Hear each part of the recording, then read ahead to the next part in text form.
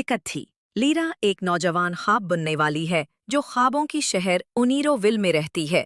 वो ख्वाब बुनने की पुरानी फन को सीख रही है ताकि लोगों के ख्वाबों को हकीकत का रूप दे सके। लीरा को ख्वाबों की दुनिया से सरगोशियां सुनने की खास ताकत है। वो ख्वाबों की ताबीर कर सकती है और लोगों के दिलों की गहराइयों तक पहुंच सकती है।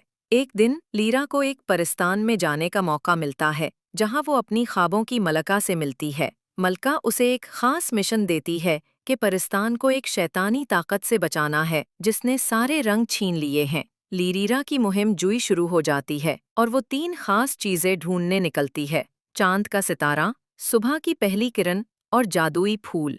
इसकी मदद के लिए लीरा को एक बोलता हुआ परिंदा मिलता है जो उसे रास्ता दिखाता है। रास्ते में लीरा की मुलाकात रीनो नामी एक छोटे से मखलूक से होती है जो उसकी मदद करने के लिए साथ मिल जाता है। लीरा ने अपनी मुहिमजुई शुरू कर दी है। वो पहले चांद के सितारे की तलाश में निकलती है। रास्ते में उसे एक बोलता हुआ परिंदा मिलता है जो उसे रास्ता दिखाता है। परिंदा कहता है, लीरा, तुम्हें चांद के सितारे तक पहुंचने के लिए तुम्हें तारों की वादी से गुजरना होगा। वहां तुम्हें सितारों की रोशनी में नहाना होगा। लीरा तारों की वादी पहुंचती है और सितारों की रोशनी में नहाती है। अचानक आसमान से एक सितारा गिरकर उसके हाथ में आता है। अब लीरा के पास चांद का सितारा है। अगले मरहले के लिए लीरा को सुबह की पहली किरण ढूंढनी होगी। क्या वो ऐसा कर पाएगी?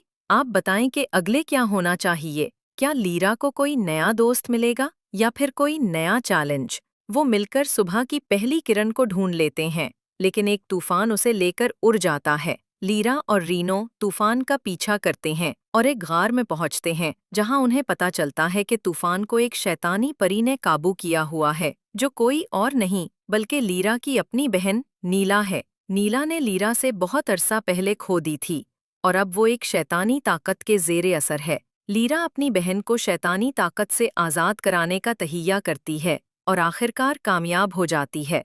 नीला शैतानी ताकत से आज़ाद हो जाती है और वो दोनों बहनें गले मिलती हैं। परिस्तान में खुशी की लहर दौड़ जाती है और रंग वापस आ जाते हैं। आखिर में लीरा और नीला जादुई फूल को ढूंढने निकलती हैं जो परिस्तान की खूबसूरती को 4 चांद लगा देगा। वो जादुई फूल को ढूंढ लेते हैं और परिस्तान में ले आती हैं।